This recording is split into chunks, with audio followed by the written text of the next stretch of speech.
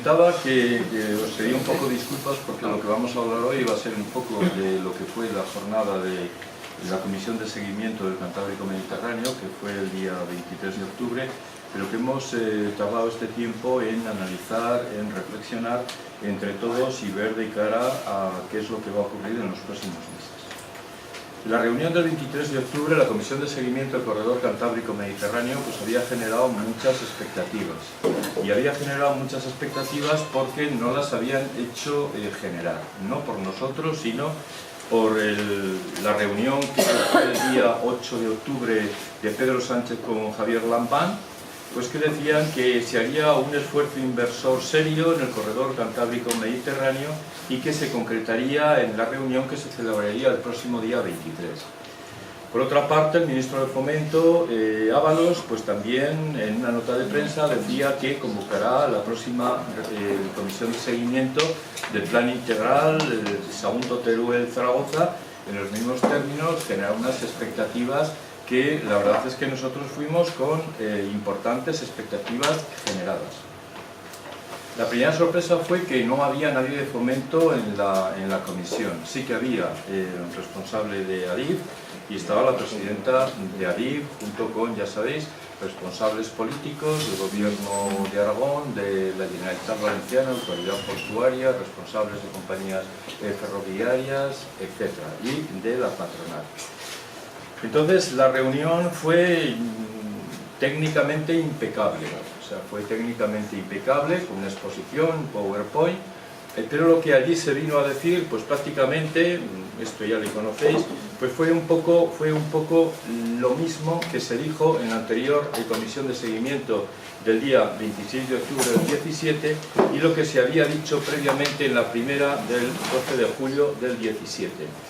Fue, como digo, una comisión muy técnica, no se aceptó prácticamente nada que no tuviera que ver con los aspectos técnicos de la comisión de seguimiento y esto era pues una especie de frontón en la cual, claro, evidentemente nosotros llevábamos muchas preguntas para hacer, pero la presidenta de ADI pues la remitía a que este no era el foro adecuado y que ese foro correspondía a Fomento.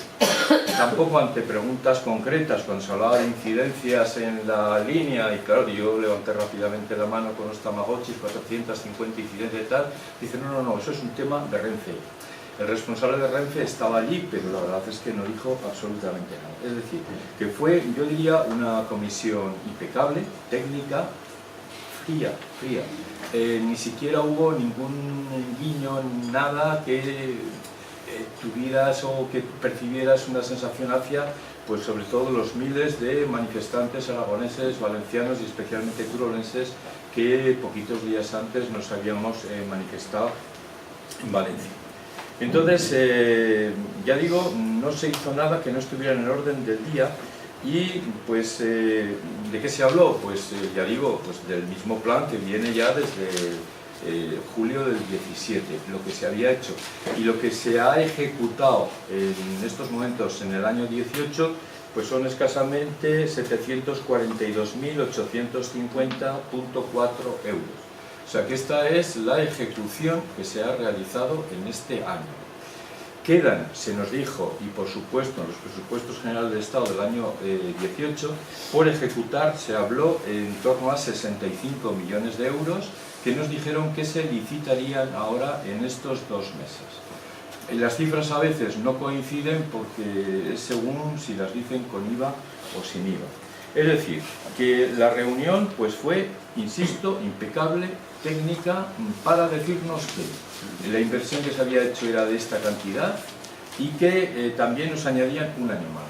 Es decir, que lo que en un principio pues, nos hablaban era del 2017 a 2021, la siguiente reunión del 26 en Zaragoza se hablaba que sería ya al año 22 y ahora pues, nos han dicho que se acabará en el año 23. Es decir, nos añaden 2 años más, la reunión es de hace año y medio, con lo cual a lo mejor resulta que nunca acabamos la comisión porque nos adelantan más los plazos que nos añaden que lo que realmente llegamos a ejecutar. Bien, con relación a esto, pues tengo que decir que el anterior presidente de ADIF, Juan Bravo, sí que fue receptivo a planteamientos que nosotros hacíamos. Y yo sí que quiero decir aquí que en la nota de constitución de la Comisión de Seguimiento de la DIF del 12 de julio, leo textualmente, porque si no a veces las cosas no quedan claras, decía que entre sus principales objetivos la evaluación del estado y avance de los diferentes proyectos, así como poner en común y detectar nuevas actuaciones que se puedan llevar a cabo en la línea para potenciar este eje y optimizar el estado de la infraestructura para atraer nuevos tráficos de mercancías y aumentar las prestaciones de calidad de los viajeros. Es decir, que en la constitución de la comisión se decía que uno de los objetos era poner en común y detectar otras cosas. En la anterior reunión sí que el presidente de la DIF fue receptivo. Planteamos una cosa muy importante, que eran los dos tramos que quedaban pendientes de la línea de alta velocidad entre Teruel y Zaragoza. Como todos sabéis, la comprendía entre Camenreal y Ferreruela y entre Villarreal de Huerva y Cariñena. Y entonces sí que Juan Bravo dijo que se comprometía a estudiar esta propuesta nuestra. El que se haya demorado casi un año esta comisión de seguimiento, cuando en realidad no nos han dicho nada nuevo, pues era porque se estaba estudiando en profundidad esta propuesta. Y se estudió por parte de la DIF estos dos tramos. Nos consta que la DIF había dado el visto bueno a que se realizaran estos dos tramos. Se había presupuestado en torno a unos 550 millones de euros y al parecer el Ministerio de Fomento estaba dispuesto a llevarlo adelante. Ahora pues no se nos ha dicho nada de esta puntualización. Y bueno, y es una cuestión pues, que nosotros queremos dejar aquí clara, que sí en su momento se dijo que eso se iba a estudiar y realizar, se estudió, nos consta por el ADIF. Recientemente rueda de prensa por un partido, el Partido Popular, pues lo ha confirmado también. Diferenciar dos cosas totalmente distintas del corredor Cantábrico-Mediterráneo. Todo el mundo, en todas las reuniones, nos dicen los diferentes ministros que el corredor es estratégico y prioritario para los gobiernos de España. Es decir, lo decía Íñigo de la Serna, lo dice también Ábalos. Prioritario y estratégico, vale. Pero vamos a diferenciar dos cosas en el corredor. Una, como muy bien sabéis, es el tramo que existe entre Zaragoza y el Cantábrico. Este le tenemos ahí puesto, ya es un histórico nuestro, entre Zaragoza y el Cantábrico, con una inversión de más de 12.000 millones de euros. Y este tramo cumple los requisitos que José Blanco, cuando presentó el corredor Cantábrico-Mediterráneo en el 2009, presentó en Zaragoza, con representantes políticos de las diferentes comunidades autónomas, pues estableció lo que era todo el corredor hasta Valencia. Más de 12.000 millones de euros comprometidos. Sin embargo, el tramo entre Teruel y Sagunto, pues ahora con IVA incluido, son 386,84 millones de euros. Evidentemente no hace falta ser muy listo para saber que estamos hablando de dos cosas totalmente distintas. Y cuando hablamos de dos cosas distintas es que el corredor es doble vía electrificada, altas prestaciones y uso mixto. Y lo que se tiene previsto en principio comprometido por Fomento es arreglar la vía que existe en este momento entre Zaragoza y Sagunto, sin entrar en profundidad en los dos tramos que no se hicieron en su momento, y por lo tanto estamos hablando de una cosa diferente, aunque haya control de tráfico centralizado y haya apartaderos.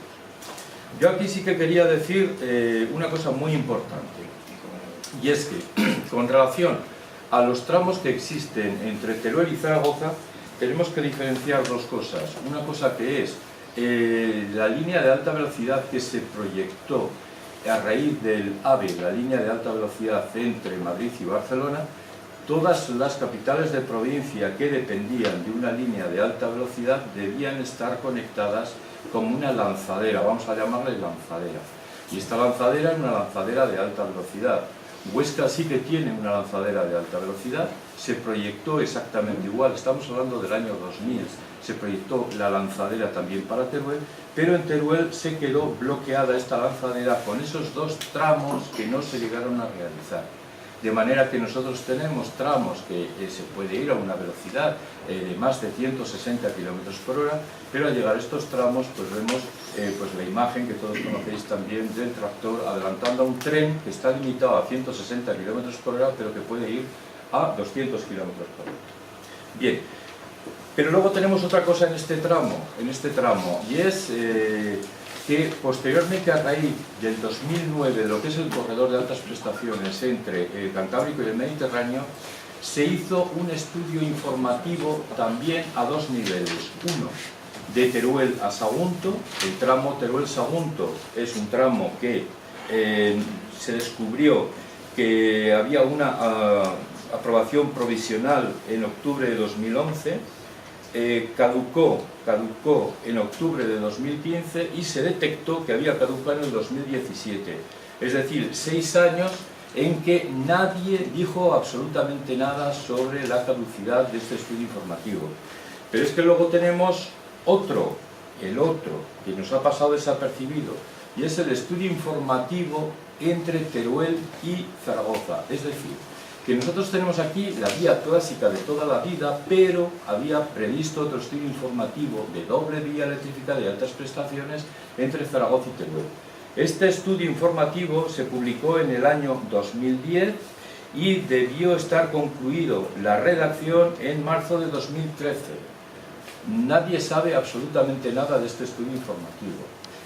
Estaba el comisionado del corredor mediterráneo, le decía: ¿alguien en su sano juicio puede entender, por ejemplo, que el tramo entre Valencia y Castellón y el tramo entre Castellón y Tarragona, los estudios informativos hubieran estado pendientes 3 años para la aprobación del impacto ambiental y 2 años nadie supiera nada después y estuvieran caducados?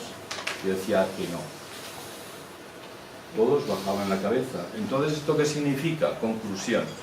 Pues una de las conclusiones que sacamos es que en este tramo del corredor no ha habido ningún interés por parte de ninguno de los gobiernos, lo dije, ni por parte de los gobiernos de la Generalitat Valenciana, ni por parte de los gobiernos de Aragón, ni por parte de los gobiernos centrales. Afortunadamente, como ha sido de diferente color, nadie podrá decir que estamos señalando a unos ni a otros. En que esta parte del corredor se realice en estas condiciones. Y sí ha habido mucho interés en que no se realice. Insisto, mucho interés en que no se realice. Como desconocido, tenemos que recurrir a donde está la información. Y la información pues está en el Ministerio de Fomento y afortunadamente, tenemos que decirlo aquí, pues nos hemos encontrado con que una persona de Teruel, un congresista, que aunque es de Zaragoza, pertenece al grupo de Ciudadanos, pues se ha ofrecido a presentar preguntas en la mesa del Congreso. Con relación al ferrocarril, pues se han hecho 11 preguntas muy concretas.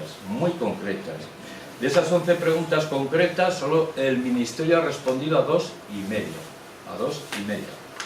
Una de las que ha respondido, pues ha sido a la inversión realizada en los últimos años en la provincia de Teruel en el mantenimiento de la vía en concreto, independientemente de lo que ha sido la infraestructura realizada, como he dicho, de la alta velocidad Teruel-Zaragoza en relación con la lanzadera para Teruel. Y entonces tenemos datos tan interesantes como que en el año 2013 la inversión de la DIF en Teruel ha sido de 155.000 euros. En el año 2014, estupendo, 16.000 euros de inversión en mantenimiento. En el 2015, 1.058.000. Y en el 2016, 920.000 euros para mantenimiento. Creo recordar que el mantenimiento que sale en presupuestos generales del Estado ronda los 16 millones de euros aproximadamente. Es decir, que ni siquiera de largo se está realizando la inversión prevista en el mantenimiento. Y luego 7 preguntas muy concretas, que se hicieron también sobre el corredor y este tramo del corredor. La contestación fue, yo diría, kafkiana. La voy a leer. La necesidad de implantar doble vía está relacionada con la capacidad que precisa la infraestructura para albergar el número de servicios suficientes para atender a la demanda esperable. Esto es fantástico. Entonces, claro, en base a esta contestación que la presentó ya Rodrigo Gómez hace unos días en rueda de prensa, pues claro, nosotros decimos, vamos a ver, pues vamos a intentar hacer algún número a ver si es que hay demanda o no hay demanda. Entonces, cuestionar que no haya doble vía electrificada entre Teruel y Zaragoza, yo creo que es una barbaridad. Cualquier persona en su sano juicio entender que entre la tercera y la quinta ciudades más importantes de España no tenemos doble vía electrificada, daña su sentido común. Pero es que además eso estaba contemplado ya en la red básica transeuropea, también, digamos, dentro de lo que es la propia estructura y el planteamiento del Ministerio de Fomento según el PITBI del 2012-2024. Pero es que además el puerto de Valencia recientemente ha aprobado la inversión muy importante para ampliar, creo que en 1.200.000 metros cuadrados, el puerto de Valencia, con una inversión prevista de más de 1.000 millones de euros. 11.200 millones. O 1.200 millones. Para que pueda manejar en torno a 13 millones de TEUs, para entendernos, de contenedores. En estos momentos el puerto de Valencia es el de mayor manejo de contenedores del Mediterráneo, en torno a 5 millones de contenedores. Va a pasar a 12 millones de contenedores. Y un puerto tiene la capacidad no de que lleguen barcos y pueda meter y sacar, digamos, material, sino de la conectividad, de la rapidez con que estos contenedores, en este caso, entran y salen al puerto. Valencia está limitada por las salidas, sobre todo por el corredor mediterráneo. Una de las cosas que quiero incidir en la reunión de la Comisión de Seguimiento en Madrid, estaba Juan Diego Pedrero. Juan Diego Pedrero es el director gerente de la Asociación de Empresas Privadas de Transporte Ferroviario. Es una persona que tiene muchísima experiencia, sabe muchísimo de transporte y de mercancías. Y en un momento dado dijo, yo creo que es muy importante lo que él dijo, cómo lo dijo y dónde lo dijo, que el corredor nuestro, Sagunto-Teruel-Valencia Cantábrico, tiene más potencial para mercancías que el corredor mediterráneo. Entonces estaba el comisionado del Mediterráneo, Boira, y levantó la mano y dijo, bueno, yo estoy de acuerdo en una serie de apreciaciones que se han hecho aquí, pero en eso no estoy de acuerdo. Y le volvió a decir, sí, porque el corredor mediterráneo está apostando casi exclusivamente por la alta velocidad de viajeros, y los viajeros, cuando están en alta velocidad, son difícilmente compatibles con las mercancías. Además, están haciendo la apuesta en ancho internacional, cosa que la mayor parte de mercancías en España se manejan con ancho ibérico. Sabéis que el ancho ibérico, con relación al ancho internacional, son diferentes anchos, en torno a unos 15 centímetros más o menos de diferencia. Entonces yo creo que eso sí que es una cuestión a tener muy en cuenta. Y a raíz de aquello, pues también nosotros hicimos un pequeño análisis, y es que, pues bueno, analizando toneladas de tráfico que pasan por la autovía A23, el Libro Blanco de Europa del Transporte dice que en el año 30, el 30% de mercancías que se transportan por carretera tendrá que ser transportado por ferrocarril o por vía fluvial. Evidentemente aquí en España vía fluvial prácticamente no tenemos nada, pero sí el transporte por carretera. Haciendo una extrapolación a lo que es lo que en estos momentos está pasando por la autovía A23, pues concluíamos, se ha hecho un estudio del número de camiones pesados que están pasando en este momento, son unos 3.400 a la altura de Alventosa. El aforo de Alventosa nos habla de unos 3.400 vehículos pesados día. Y lo que estamos haciendo ahora, claro, para aportar datos aquí a esta cosa kafkiana que nos ha presentado el Ministerio, es saber aproximadamente las toneladas reales que se transportan por la A23 y qué porcentaje de camiones van cargados y qué porcentaje van vacíos.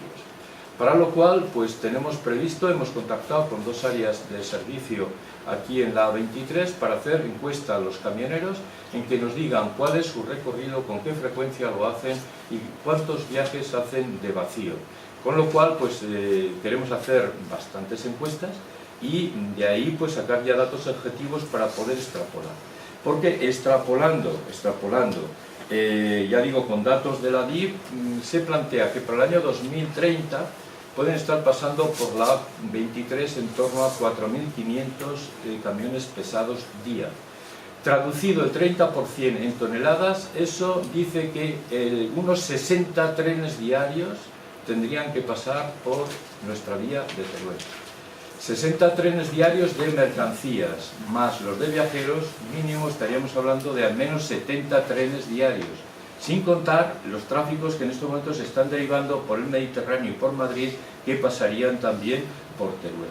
Y esto, con una vía única, aunque tenga apartaderos, aunque tenga control de tráfico centralizado, aunque se hable de doble tracción, es imposible que nuestra vía pueda transportar esa cantidad de mercancía de una manera, digamos, segura y fiable. Por lo tanto, eso es un tema que nosotros pues vamos a intentar cuantificar, a la vez que también otra cosa que vamos a hacer es que esta semana que de cómo está toda la vía en el tramo fundamentalmente Teruel-Sagunto, pero también entre Teruel y Zaragoza. Bien, con todo esto pues hacemos una serie de reflexiones. La primera reflexión que hacemos pues es que tras la multitudinaria manifestación del 7 de octubre en Valencia, con las declaraciones de los representantes de los diferentes partidos políticos, que casualmente coincidieron por absoluta unanimidad en las reivindicaciones de los ciudadanos, insisto, fundamentalmente de Aragón, de Valencia y específicamente más de Teruel, pues durante este tiempo no se ha visualizado ni evidenciado tan siquiera un mínimo gesto de los responsables de verdad hacia esta gran movilización. Y esto genera, además, tras la comisión de seguimiento, que ha sido totalmente decepcionante, lo que genera es frustración, hartazgo y enfado. Reflexiones que hacemos. En primer lugar, no ha existido, como he dicho, ningún interés por parte de los diferentes gobiernos de Aragón, ni de la Generalitat, ni gobiernos centrales, en la realización del tramo entre Zaragoza, Teruel y Sagunto, tal como se especificó en el estudio funcional presentado por José Blanco en el 2009, y que se está realizando entre Zaragoza y el Cantábrico, pero que de ninguna manera se está realizando entre Zaragoza, Teruel y Sagunto, y se exige que se realice con el mismo nivel de ejecución y de prestaciones, y que sea, una vez más, doble vía electrificada, altas prestaciones y uso mixto. Se va a estar muy pendiente en los próximos 2 meses de las negociaciones que el Gobierno de Aragón, dijo el consejero que iba a iniciar junto con la Consejería de la Generalitat, con el Ministerio de Fomento, también por la gran decepción que había sufrido todos los que estuvimos en esa reunión, para retomar este tema del Ministerio de Fomento que tantas expectativas había generado. Vamos a estar muy atentos a la próxima reunión de la bilateral entre el Gobierno de España y el Gobierno de Aragón. Vamos a estar muy atentos a la resolución en Europa que va a ocurrir con el tramo Zaragoza-Teruel-Sagunto y que se incluya en la financiación, igual que está incluido el corredor entre Zaragoza y Cantábrico. Que se liciten las cantidades presupuestadas en los presupuestos generales del Estado del año 18, estos 65 millones, quedan 2 meses para que se licite, sin olvidarnos para nada, estamos en el tema del ferrocarril, sin olvidarnos para nada de lo que se tiene que ejecutar de la A68, de la A40, de la variante de Alcoriza, etc. Y luego que se incluya una dotación suficiente del corredor, con doble vía, etc., en los próximos presupuestos generales del Estado. El día 23 de octubre, fecha de celebración de la Comisión de Seguimiento en Madrid, en la que se nos sigue dando migajas, lo decía el consejero de Vertebración, el ministro de Fomento estaba en una sesión plenaria en el Senado, concretamente la número 46, y se comprometía con una lluvia de millones en infraestructuras hacia una comunidad del noreste de España. Lo que nos reafirma en lo que venimos diciendo, que España es una gran familia numerosa, en la que los gobiernos solo atienden de forma prioritaria las demandas de los hijos chantajistas, insaciables y además poco agradecidos. Y el resto de los hijos de España, que estuve en Alepur en una jornada de despoblación y me gustó la expresión de la España vaciada, no vacía, de la España vaciada, pues están llegando al límite de su paciencia. O sea, Sí. movilizaciones, que es lo único que se entiende, el grito. Vamos a ver, lo que pasa es que el tema de la movilización, también estamos, vamos a ver, en año y medio llevamos 3 movilizaciones muy gordas. 3, con un esfuerzo tremendo, que lo sabéis, grandísimo esfuerzo, y muchas veces con escasa consecución de objetivos. Vamos a esperar estos 2 meses, ver qué pasa. Desde luego, hartazgo todo el mundo, enfadados todo el mundo, y lo que hemos dicho, quietos no nos vamos a quedar. Lo que vamos a hacer lo tenemos que pensar y meditar muy bien. Insisto, quietos nos vamos a quedar hasta conseguir lo que se nos ha dicho, se nos ha prometido y se ha publicado en el BOE, y tenemos derecho a ello. Ahora viene una época electoral. ¿Vais a pedir a los partidos que incluyan en sus programas algo sobre esto, o vais a hacer visible quién no lo incluye? Vamos a ver, tenemos experiencia de compromiso de los partidos políticos, de firmas realizadas, y al final la experiencia es bastante negativa. Insisto, tenemos que decidir qué hacemos. Es una decisión, desde luego, manifestaciones a veces, como las que se han hecho, que los políticos vienen tranquilamente, se pelean por cogerse en la pancarta, que eso en Valencia fue una cosa de vergüenza, cómo se peleaban por estar en la pancarta, y hacen declaraciones fantásticas, enlatadas, estupendas, pero luego la realidad del compromiso no viene, pues eso tiene poca rentabilidad. A lo mejor para los políticos sí, porque es un espectáculo, además a nivel nacional, fíjate, hemos dicho que bien quedamos, no. Nosotros ya, evidentemente, quietos no nos vamos a quedar, pero tenemos que medir muy bien lo que vamos a hacer.